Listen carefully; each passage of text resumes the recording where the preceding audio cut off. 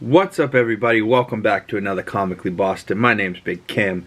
Today is episode 90, and it's been a long week. For those of you that didn't watch last week, go back and check out that video. But Ashoka came out, and also a bunch of events happened last week. I had wisdom teeth surgery last Wednesday, so I'm still healing up. I can still feel my jaw kind of swollen on the left side, but doing good. The healing process is underway. I just would wish it could speed up a little bit, but overall it's not so bad. But the actual surgery itself, 10 out of 10, do not recommend. I woke up in the middle of the surgery, like was supposed to be asleep the whole time. All of a sudden I woke up and I was like, oh no, and the guy saw me and goes, oh boy, you're almost done. He pretty much grabbed pliers and just went yank, yank, yanked out the last two, and I was like, so it didn't go great. And then if you guys watched last week, I mentioned that my father had passed away, and we had a nice funeral service for him last Saturday, and the turnout was quite amazing. There was a lot of people there, a lot of people I hadn't seen in a long time, so thank you everyone that came, thank you everyone that reached out, and I know me and my family really appreciate that. But today, we're going to be talking about Ashoka, episode 1 and 2 from last week, the questions we got from that. And we got a little bit of news coming up as well. So this last week, Dune Part 2 got delayed, which was heartbreaking to me. That was my most anticipated movie of the year. I really wanted to see this one. And that got pushed back from November 3rd of this year to March 14th of next year. So I'm a patient man. I can wait. But this strike is really pissing me off, man. Pay your writers. Do your thing. Like, stop it with your bullshit. Like, just pay the people that deserve to be paid, would you? Goddamn. Head studios. Pay the goddamn writers, pay the actors, do their thing, get us back to normal. Get us so Jimmy Fallon and Kimmel, like, poor Blue Beetle right now is not making as nearly as much money as I think it deserves to make. Granted, it's not that well-known a character, and the lead actor isn't really that well-known a guy. But, like, say he went on to Kimmel and Fallon and the whole cast got to go on, I'm sure people would have fallen in love with the cast and then been like, yeah, sure, I'll go see the movie, or learned a little bit more about the character from Fallon asking questions, from Kimmel. Like, I'm telling you, that goes a long way for movie people like me. Like, there's movies that I have no business watching, and I saw the actor was charismatic on Fallon or Kimmel or whatever, there's a bunch of them. Conan back in the day, it was there's a bunch of Stephen Colbert, friggin' who's the one I'm thinking of? James Corden before he retired. Like there's so many of those shows that did so much to push movies and push shows and push like you into a direction that you didn't even expect to really go, but like it's always entertaining. Like, I always love to see them talking. I love to see the actors talking, because if you're an asshole on one of those shows, you can tell. But if you're a cool guy on one of those shows, you can tell, right? So I always like to know that the actors in the projects that I liked are also cool people in real life, So I would love to get back to normal with that shit. But also last week, we had a big announcement, which is a huge win for collectors of solid media, of DVDs and physical copies of media, the streaming era. So WandaVision is getting her complete series in a steelbook, as well as Loki Season 1, with Loki Season 2 coming up around the corner. Excited for that as well. And Mandalorian Season 1 and 2. Will they do Season 3? Probably. I guess they maybe see how this sells, but that show's a hit. Come on, like Mandalorian with Baby Grogu, everyone loves that show. Also last week, there was a teaser trailer for Zack Snyder's Rebel Moon, which is supposed to be kind of like he actually pitched it as a Star Wars film, but Disney and them didn't eat it up, so he was like, fuck it, I'll go make it myself, and Netflix hopped on. So I wish, this is one of those movies I wish I could see in theaters, but at the same time I'm like so glad I can just watch it at home on my own time as soon as it comes out, and just go back, watch it again. I love going back and watching scenes over again, because it makes you just like really love what you just seen. But a couple images from that, like, and apparently in this first movie, it's not even going to be, you're not even going to see the Rebel Moon, you know what I mean? So he already has plans for the story. I really like this costume picture I seen here of the priest, in Rebel Moon, whatever that is, but that costume design looks so sick, so badass. But you might have heard me just say movies. This is part 1 of this Rebel Moon movie is coming out in December 22nd of this year, and it's going to be called A Child of Fire, and part 2 will be called The Scar Giver, April 19th of next year. So that's honestly not that far away. So maybe he filmed 1 and 2 at the same time, and then he's just working on the editing process. That, if I'm not mistaken, I'm pretty sure that's what he did. But he also said that there's going to be a director's cut, which might be rated R, might be longer, which I always really like, because a movie can be put out short, but I always think that like an extended cut of a movie just gives you more of that. Like if you liked it, you just like it more because there's more time, there's more things to see, there's more things to do, and especially if he's going to make a rated R cut. I mean, for the gory loving people, that's just great, like especially gory action when it's like lightsabers. Like, yeah, we want to see people get diced and sliced and put into pieces. You know what I'm saying? Like, that's some shit in Star Wars I wish they did. Like in Jedi Survivor, the video game, it's one of the best things in the world when you're in a lightsaber fight and you cut off a dude's arm and you see it and you're like, oh shit, or cut off a Wampa's arm. I just watched Empire Strikes Back last night, so stay tuned for a movie review coming to the channel on that. We'll talk a little bit about it later. One more thing before I get into Ahsoka and Star Wars talk. I saw this fan art. Last week we were talking about Thor 5 potentially coming up. I think this would be not only a great poster for the movie, but a great title for the movie. Thor, Battle of the Gods. With, you see front and center, obviously you see a more Viking-looking Thor, but you see Mjolnir and the Stormbreaker. You see Korg back. You see Loki. What? You see Valkyrie. Jane obviously was in Valhalla, so maybe she's back. But Roy frickin' Kent as Hercules and that big hairy chest. I would absolutely love to see this man in the MCU so bad and see Thor and Hercules go head to head. So I'm honestly excited for that movie, regardless of Thor: Love and Thunder and my opinions on that. They could, salvage the situation with this if this is where they're heading. I don't know if Marvel will, but man can hope, right? But let's get into Ahsoka. Episode 1 and 2 were great. I really liked them. I think this might even be my new favorite series, but I have a couple questions going into this series. For one, when is it set? When in the Star Wars universe is it set?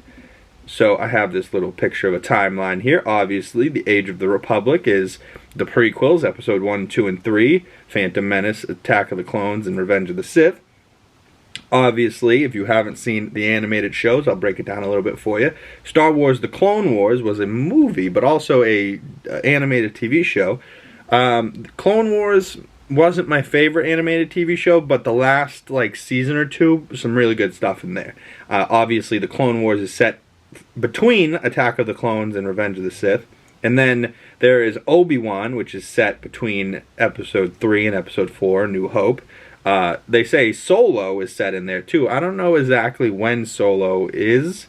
I want to say he's maybe even earlier than this. It's like a young Han and a young Chewie. But that movie gets a lot more hate than it deserves. So I actually really like Solo. And then we have Andor, which we know is set right before Rogue One. And we know Rogue One is set, if you zoom in, you can see it is just a measly tiny bit right before A New Hope, because the closing scene of Rogue One is the opening scene of A New Hope. And I also watched A New Hope recently too, so that movie review will be coming to the channel as well. And we'll finally get down to the bottom of what is my favorite Star Wars movie, and it might surprise you. But also we have Star Wars Rebels in there, and that is apparently set right before Star Wars A New Hope and before the Battle of Yavin, which is when the Death Star blew up in A New Hope. So, Star Wars Rebels, if you haven't seen, or if you haven't seen the show Andor, highly recommend. Andor is one of my favorite shows, and Rebels, going back and rewatching Rebels, I didn't start all the way at the beginning. I started in Season 2, and then went Season 2, Season 3, Season 4. I just started Season 4 last night, just finished Season 3, and yeah, that's got some really great stuff in it. And for a Disney XD show, it's much better to watch on Disney Plus. There's no commercials, so they're only 20-minute episodes, so you can kind of fly through it. And it's entertaining, right? It's animated, so you got to look past the fact that it's not live action. But there's honestly some really good action, there's some really good lightsaber battles, right? Like there's one lightsaber battle with an older Obi-Wan and Darth Maul, and it's probably the best lightsaber duel. It's short, sweet, you know. It's like, but it's like the most impactful, and it's like the build up to it is what makes it so good. Like, and the whole show itself, it dives into some really interesting stuff with Bendu. Like, if you guys have seen the show, Bendu is the one in the middle, and that's one of my favorite characters. He's so interesting to me because I'm like, we've seen Jedi, we've seen Sith.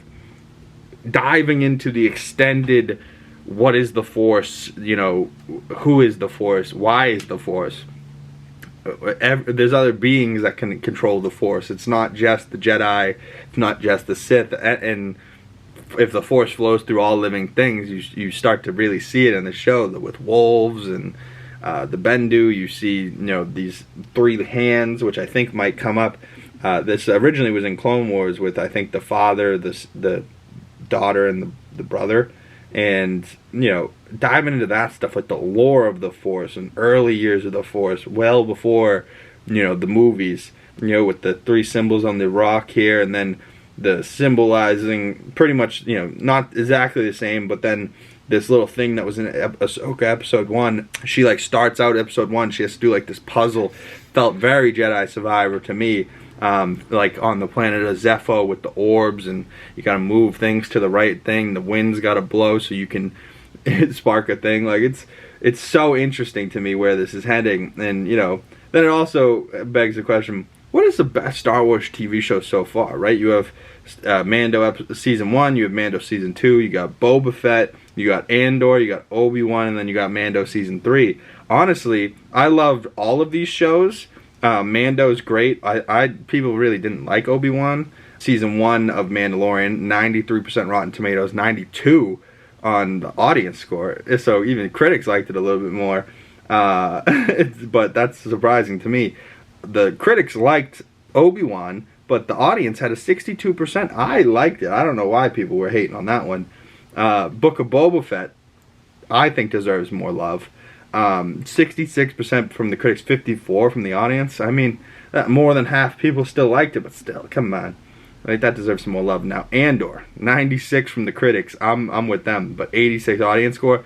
That show is still so freaking good, super underrated.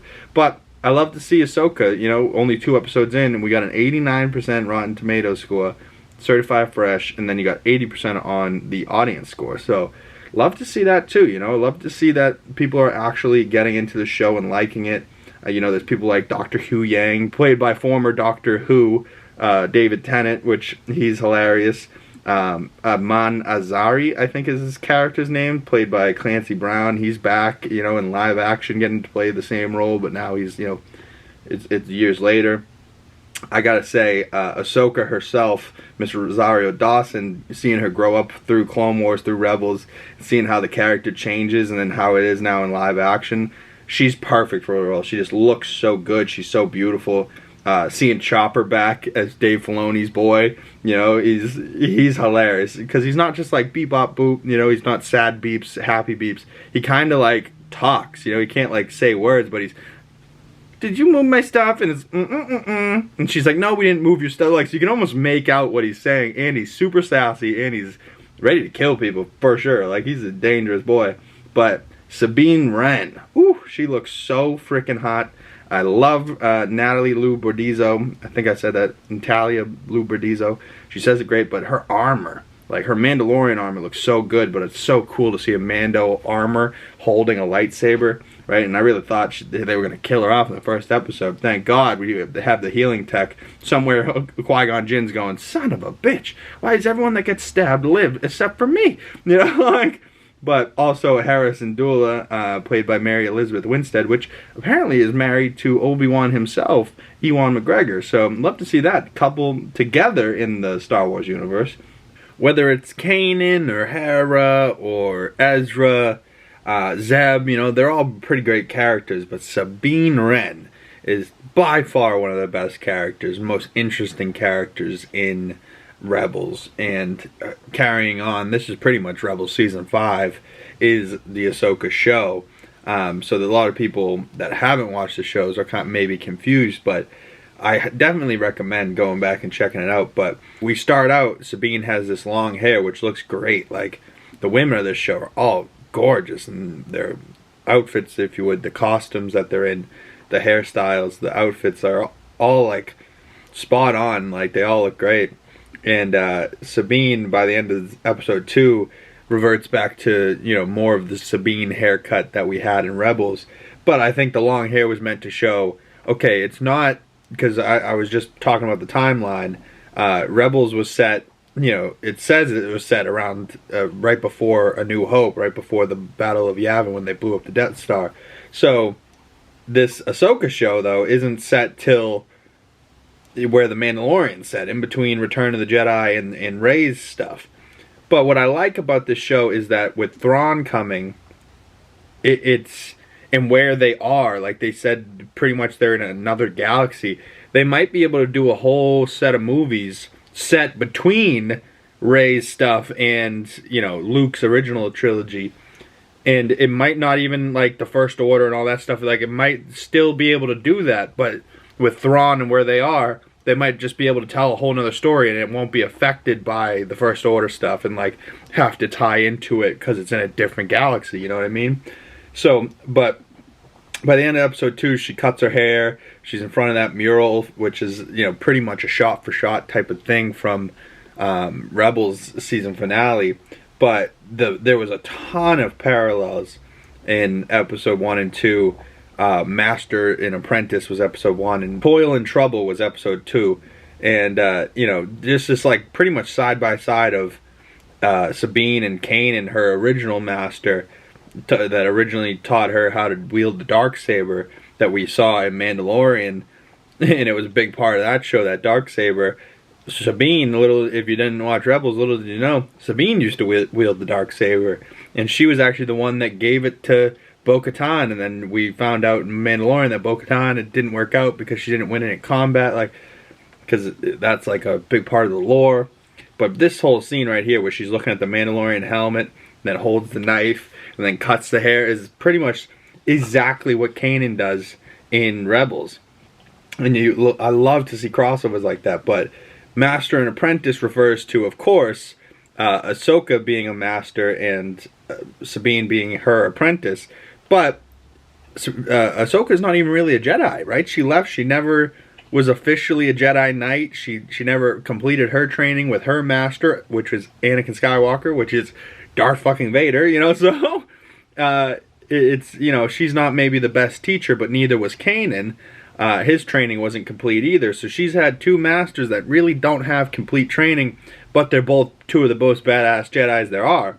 You know, and Ahsoka's definitely one of my favorite characters, but just to see where they're heading, the villains in this show, are so good. First we got Morgan Elsmith, which, if you don't remember, is this lady from Mandalorian. We saw her and Ahsoka have a battle, and then the first time we heard in live action Ahsoka go, "Where is your master? Where is Admiral Thrawn?" And you're like, oh, he's alive, like, because it was left kind of like, oh, we don't know what happened to him at the end of Rebels. So I'm super excited for him to be alive, and he's like super menacing and a huge threat in Rebels.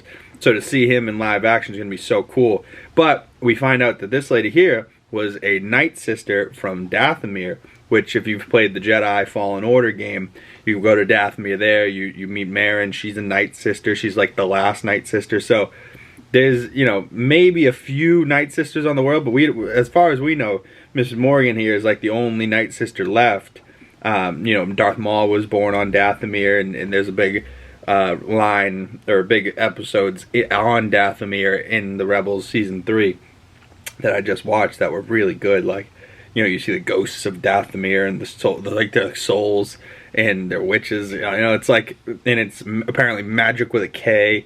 You know, like it's some interesting stuff. Like, you know, I love the Star Wars universe just keeps getting bigger and wider, and different you know, races of aliens and different planets. It's just so cool. Like, I love all of it. But what I find super interesting is Baylan Skoll and Shin Hati. These two Sith, if you would, the two villains, the main villains of episode 1 and 2 at least. Baylan is, rest in peace, Ray Stevenson. He passed away just recently, and he's been playing a great job at Baylan Skoll. He is a former Jedi turned bad, and I like that they're not red lightsabers. They're like a slight orange, you know, slight tint of orange, and you know they're not all the way red. And Shin Hati has a Padawan braid, much like the Jedis did. With Anakin had one, Obi-Wan had one when he was with Qui-Gon in Episode 1. You know, so that's, you know, he's carrying on Jedi traditions, teaching her the Jedi ways, but doing Sith stuff, right? Killing people, doing whatever they want, mercenaries for hire. This is well after Order 66, so, you know, there's not very many Jedi left, and I love that line in Episode 2. He plays it so well. He's talking to Morgan Elsbeth, and she's like, hunt down Ahsoka and kill her. And he's like, well, she was a great Jedi, and there are not many left. It will be a shame to kill her. And she's like, sentiment? And he goes, truth. You know, like, you know, he's not necessarily sentimental, because he'll do his job. But it's a shame that he has to kill off, he's a Jedi, a former Jedi, and he has to kill off one of the very few remaining Jedi there are. And, you know, we've heard in the trailers that he actually probably knows who she is, because he goes, the Jedi Order, we all knew who Anakin Skywalker was. Very few saw what he became, meaning Darth Vader. You know, so, and well, he did cut down most of those Jedi himself at being children. Oh boy. You know, like, just some really great stuff, but like the parallels are so great. Like this scene where she's holding the orb in this field here felt very much like the orb coming up to Darth Maul and Phantom Menace. Like, Shin Hati is going to be quickly people's favorite character. I really like her menacing white hair and look. Like, get her on Game of Thrones, would you? Make her a Targaryen. But Shin Hati and Baylan Skoll. Skoll and Hati are from Norse mythology. They are the wolves that chase the sun and the moon. Kind of like the yin and yang symbol. Keep the world going around. If you played God of War Ragnarok, there's a scene where you change the night and day with the wolves, you know what I mean? So, and if you know Dave Filoni, he's a big fan of wolves. And, you know, just so a little detail there, I wonder if that will tie into it, their names, you know, will tie into that mythology, or if it's just a, you know, nod to the naming. But great names. Baylan Skoll and Shin Hati, you know, like just solid names, solid villainry. They've had, you know, pretty good writing, great action scenes. Like, where we are today in Star Wars, it all looks amazing. It all, like, all the fights, amazing, right? Like, going back and watching the Star Wars rewatch that I'm on, going back to 77, I know it's the movie that started it all. I just wish, I have a couple of gripes with A New Hope. It's quite slow for a movie that's really not that long. But it's 77. It feels very 77. And I honestly would rather watch the OG version of that movie than see the movie that's on Disney Plus with George Lucas's updated, revised stuff.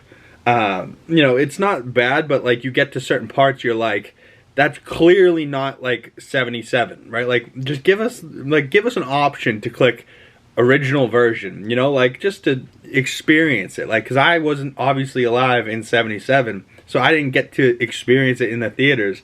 I would love just to see the OG Star Wars. Like, I would love to see Han shoot first. Like, come on, you know, like, like there's certain things that about that movie that I would really, you know, like to see. And Darth Vader's helmet doesn't really look that great. I don't really like the red eyes. Like, it has a tint of red. By Empire Strikes Back, I think Darth Vader is so menacing, and he's, you know, it's much better movie. You know, it takes a sequel movie just above and beyond. Like, it's so good. Like, first time, like, probably ever in history that after the first of a movie, the second movie was better than the first. Like, people unanimously pretty much agree that Empire Strikes Back is one of the best Star Wars movies of all time, let alone maybe one of the best movies of all time.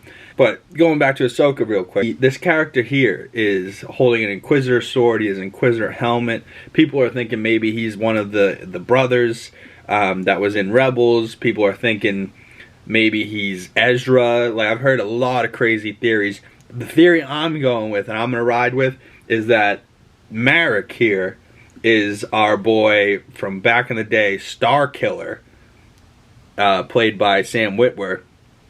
and I think he was Darth Vader's apprentice, but I never got to play the Starkiller game. I think it was called Force Unleashed. It always looked so cool, but I don't think I had the system for it as a kid. I always wanted to play it, but I would love to see that game like remastered today. I would love to go back and play that. Same with like the Knights of the Old Republic, 2 games that like I know of, never got to fully experience myself. Would love to do that, but I don't know, something about this guy. I feel like, and apparently I didn't know this. I'll give credit to the guy on Twitter. I was like, I think it's going to be Starkiller. And he goes, Starkiller's name was Galen Marek. And this is Marok, M-A-R-R-O-K. And Galen, M-A-R-E-K, I think was the spelling of Galen Marek, Starkiller's real name, which I didn't know. So shout out to that guy that pointed that out. But to me, that makes even more sense. Galen Marek is now Marok, and he's hiding his identity. I think that's going to be a huge reveal, like pull up the helmet and then he's, this badass Jedi that people haven't seen, or badass Sith that people haven't seen since, however long ago that game came out. But that's my theory. Who is this guy? Comment below, who do you think Marek is? Also comment below, which is your favorite Star Wars TV show? And then which is your favorite movie?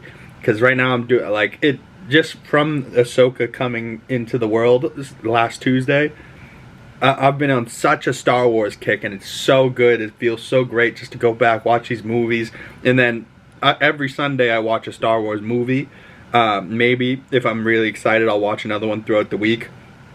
Like last week, I watched A New Hope, but I think I really wanted to get to this Sunday so I could watch Empire Strikes Back, and I really had a great time watching that movie last night.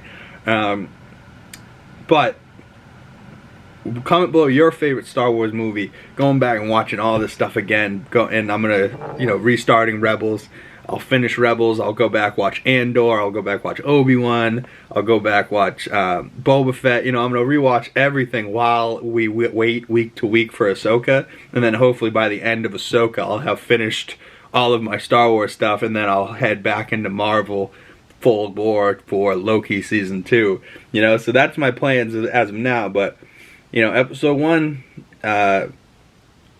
Master and Apprentice, was honestly, I really like both of them.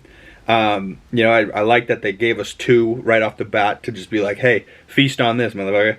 And but Chopper, Dave Filoni, is so funny.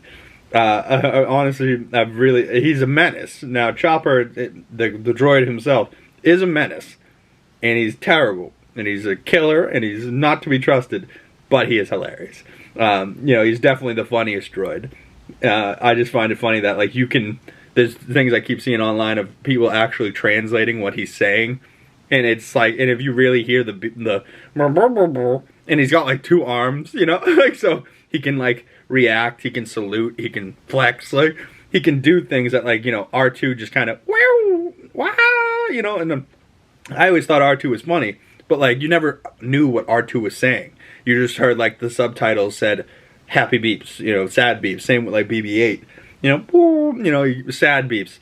Where Chopper actually, it's pretty much like, and, like, you can figure, like, it's Dave Filoni. And it makes it even funnier that it's Dave Filoni in the booth going, fuck you. No, fuck you.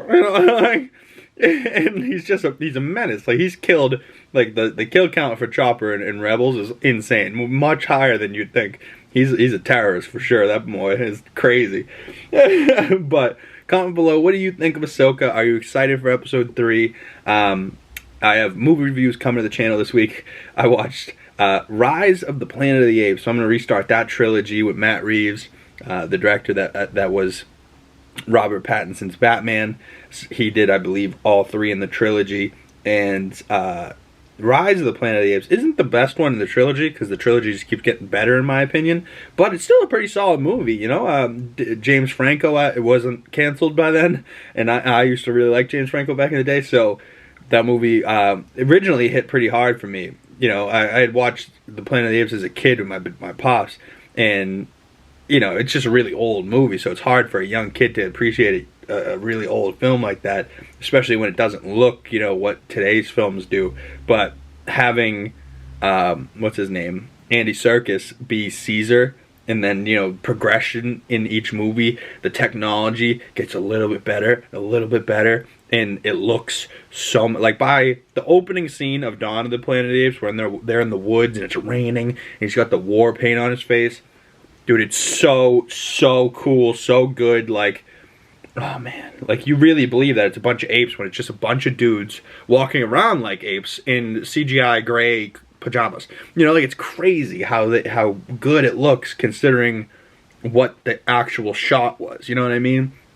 Technology has really come so far. So stay tuned for that trilogy. But Star Wars A New Hope and Star Wars Empire Strikes Back movie reviews coming to the channel ASAP. Stay tuned for those, and I'll see you guys in the next video.